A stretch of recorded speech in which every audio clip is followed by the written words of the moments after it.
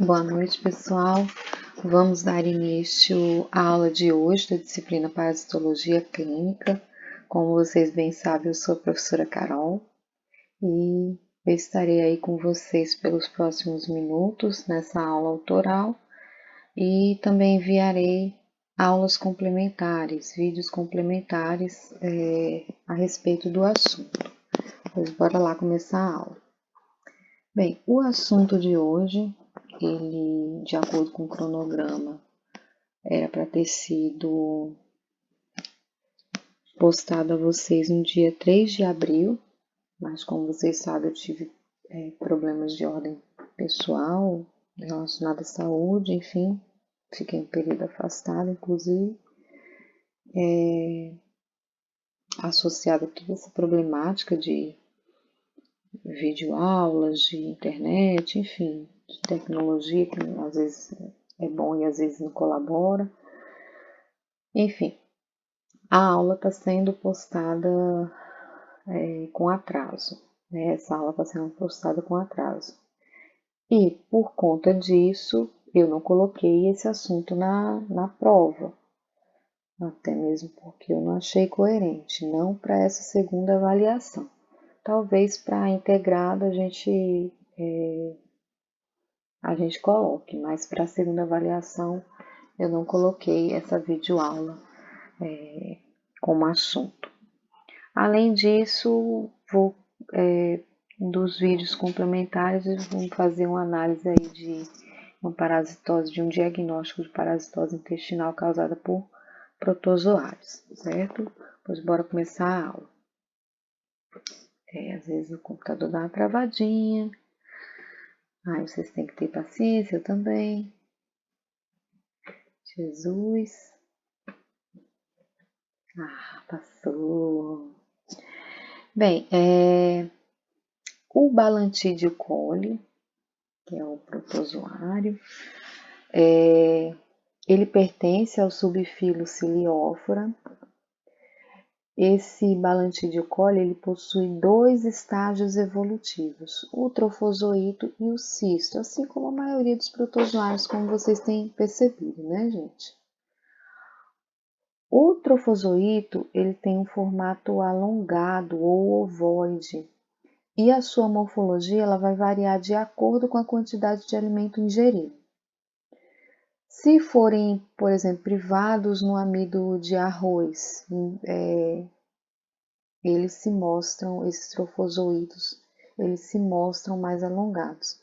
Porém, se esse nutriente ele for fornecido em abundância, eles se distendem e assumem um formato bem mais ovoide. Então, também a alimentação vai contribuir aí com esse formato. O comprimento do trofozoito ele vai variar entre 30 até 300 micrômetros e a largura de 30 a 100 micrômetros. Ainda assim é relativamente pequeno, gente.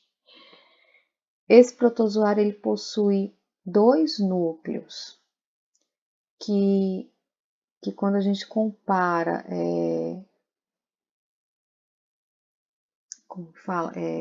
quando a gente abre uma comparação entre esses núcleos, a gente percebe que um é maior do que o outro e aí por isso é denominado de macronúcleo e micronúcleo.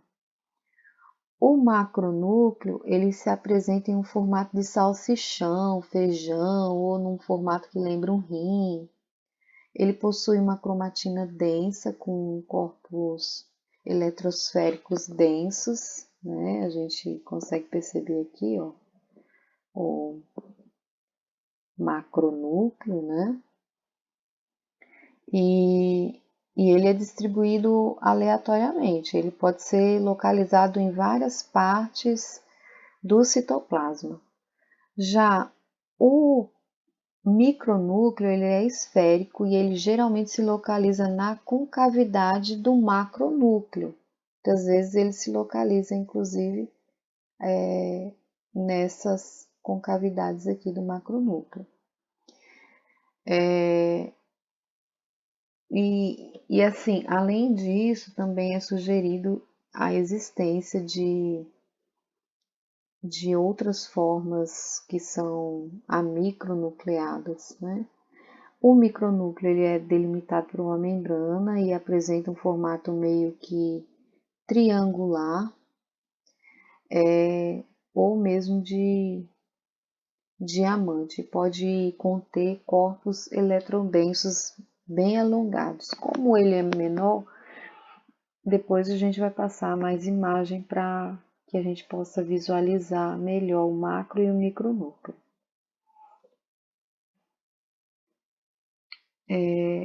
Esses trofozoítos do Balantidicolli, eles vão se multiplicar por fissão binária transversal, como a gente pode ver aí nessa imagem. E um dos primeiros sinais indicativos da aproximação da fase de divisão é o alongamento do organismo, que é seguido pela formação de um plano transverso no centro de seu corpo e gradativamente começa a se contrair. Aí a célula continua a se mover, isso ativamente durante esse período, e no processo de fissão, quando a gente estuda a morfologia do Balantidio coli, isso quando eles são corados aí pelo azul de opalina e com a impregnação de nitrato de prata, a gente observa, cadê minha setinha? A gente observa a fissão que pode ser de forma oblíqua e o que determina a geração de células filhas morfologicamente distintas. Aqui cadê essa seta? Era um indivíduo só, certo? E aí ele vai se alongando e até que causa a fissão binária aqui, gerando duas células morfologicamente distintas, porém da mesma espécie, certo?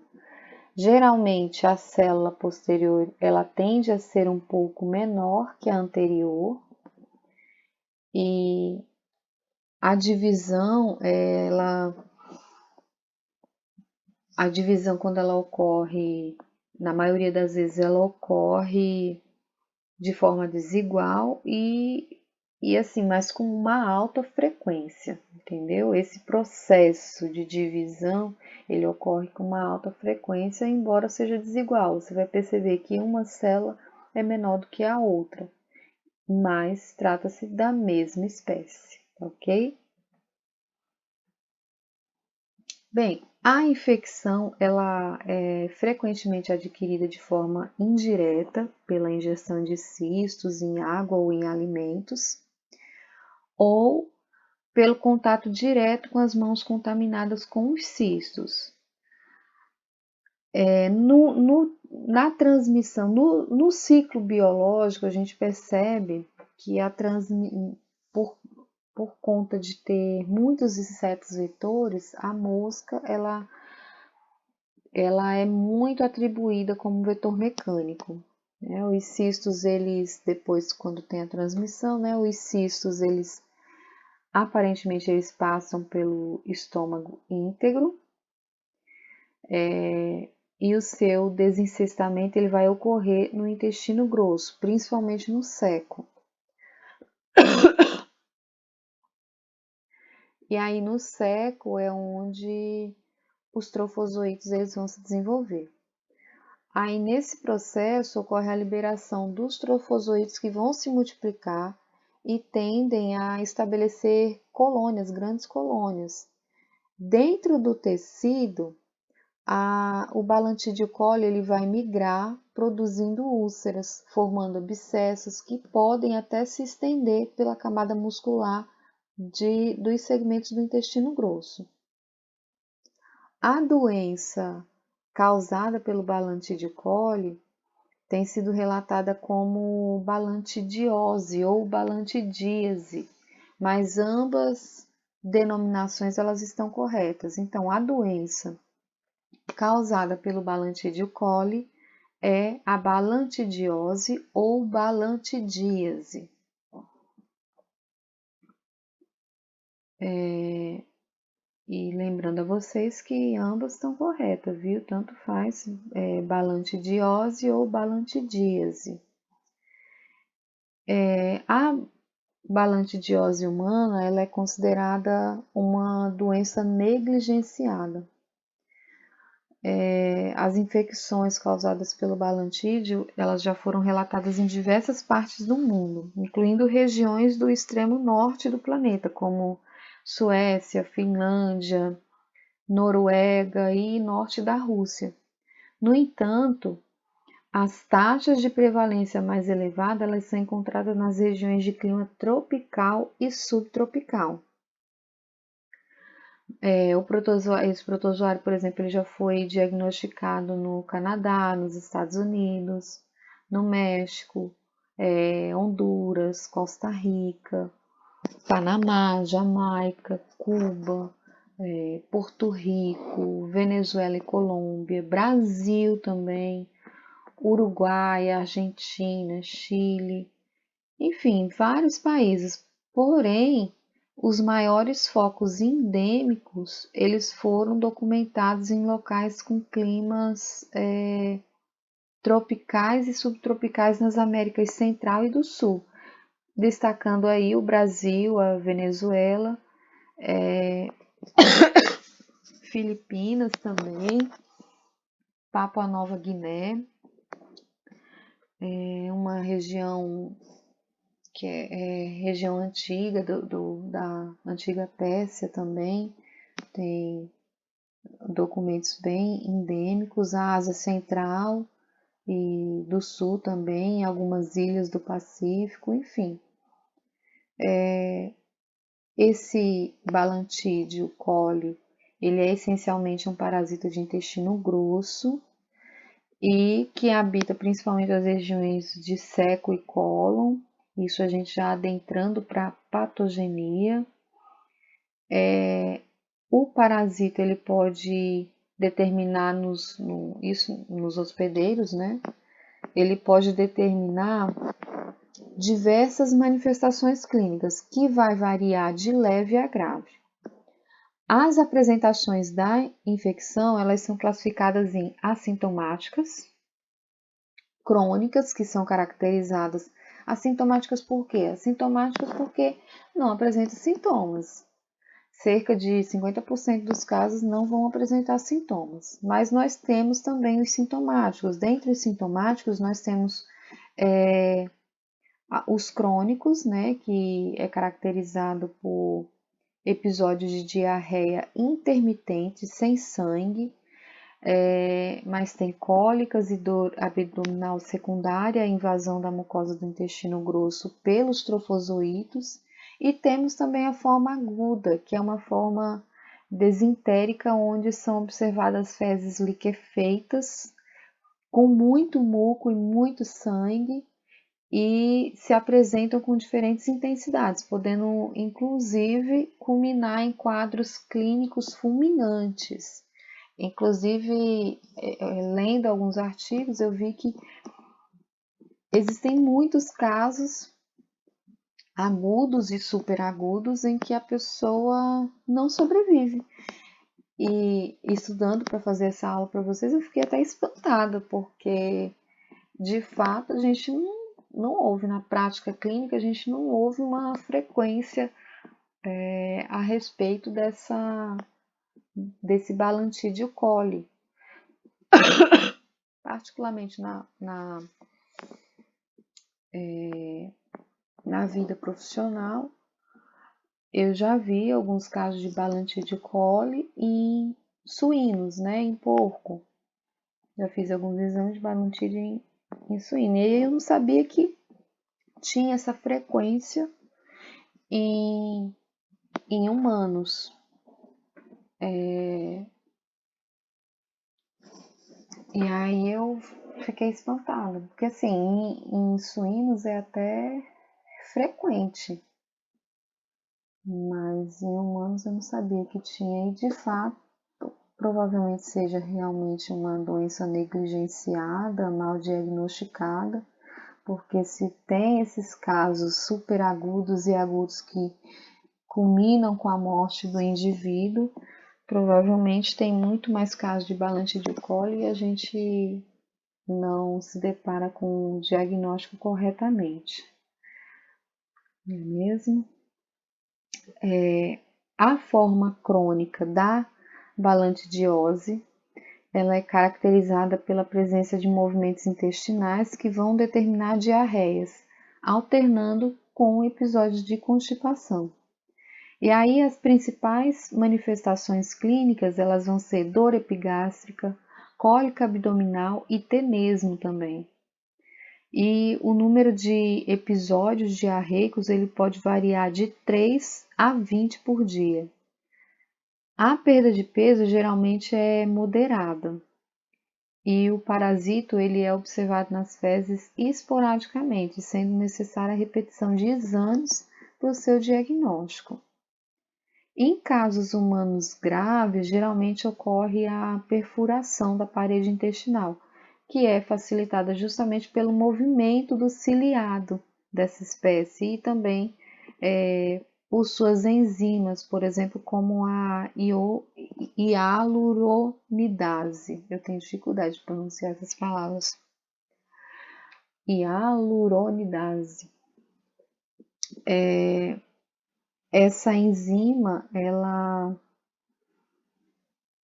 a Balantide coli, né, já demonstrou a produção dessas enzimas e aí sugere então que essas enzimas sejam um importante mecanismo de invasão tecidual dessa espécie. Desculpa. Outro fator, a proteólise da parede do cólon. É um fator também importante que vai facilitar a invasão dos trofozoítos, a formação de abscesso, a ulceração e a perfuração do intestino. Um padrão similar dessa proteólise e invasão de trofozoítos pela parede do intestino grosso, a gente observa também na infecção causada pela intramoeba histolítica.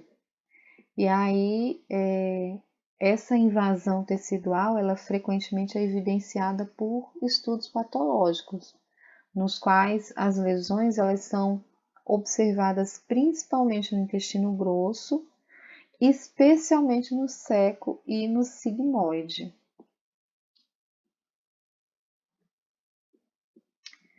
Bem, o diagnóstico laboratorial da balantidiose, ele é baseado principalmente, o clínico é complicado, né? O diagnóstico clínico é complicado, porque em muitos casos são assintomáticos e mesmo os sintomáticos vão se confundir com outras doenças causadas por protozoários com maior frequência, como por exemplo amebias e, enfim, as amebas em geral, né? Então pode se confundir. Então, o diagnóstico, é preciso fazer o diagnóstico laboratorial. E aí, o diagnóstico laboratorial, ele vai ser baseado principalmente na detecção dos trofozoítos ou cistos em amostras fecais, ou amostras fecais frescas ou com conservante.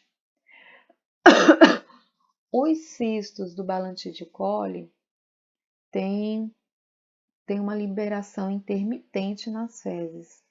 E aí, por isso, necessita de repetições dos exames e coleta de múltiplas amostras para que a gente possa fazer o diagnóstico. Devido ao seu grande tamanho e motilidade, esses protozoários, assim, ele é pequeno, mas ele é grande se comparado aos outros protozoários que a gente estudou, não é mesmo? Então, devido a essa motilidade que esse protozoário tem, por conta desses batimentos dos cílios, e um tamanho relativamente grande quando a gente compara com outros protozoários, esse protozoário ele pode ser facilmente reconhecido em montagem no exame a fresco, isso em lâmina por microscopia óptica, até mesmo em aumentos de 100 vezes. O material obtido em fezes frescas, ele deve ser encaminhado imediatamente, porque os trofozoítos, como eu já expliquei para vocês anteriormente na aula sobre metodologias de diagnóstico, na nossa última aula presencial, eu falei para vocês que os trofozoitos são mais sensíveis, lembram?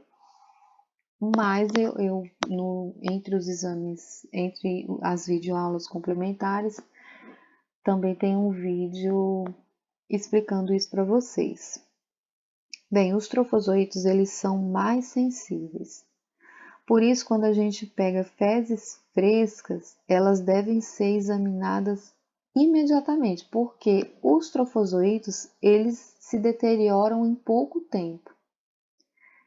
E aí, no caso de amostras fecais diarreicas, onde é mais provável o aparecimento de trofozoitos, e também amostras de lavado broncoalveolar, o material ele pode ser submetido ao exame direto.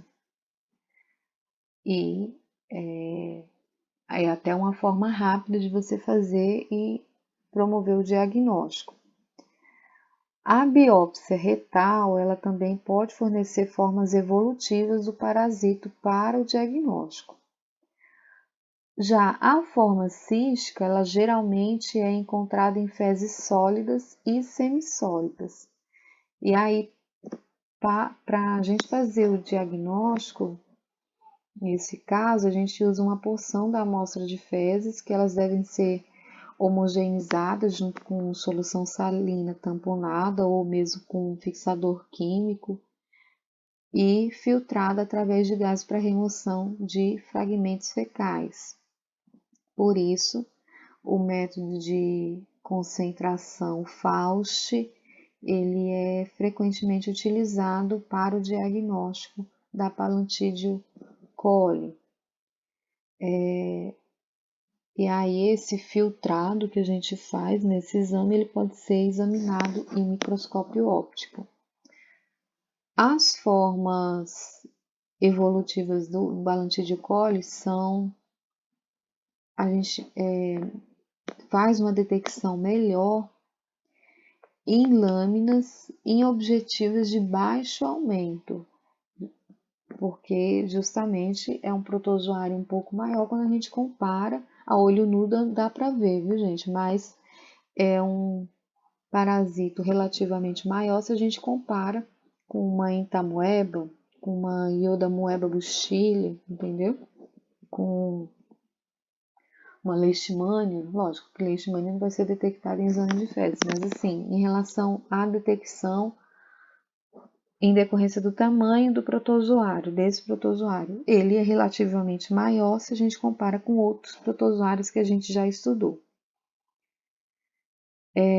Os cistos, eles geralmente são detectados em menos de 10% dos seres humanos infectados, enquanto que os trofozoitos, eles são detectados em mais de 80% dos casos humanos, mas justamente porque os cistos, eles têm uma eliminação mais espaçada do que os trofozoitos, digamos assim, certo? Bem, pessoal, o estudo sobre o Balantídeo coli de hoje é isso.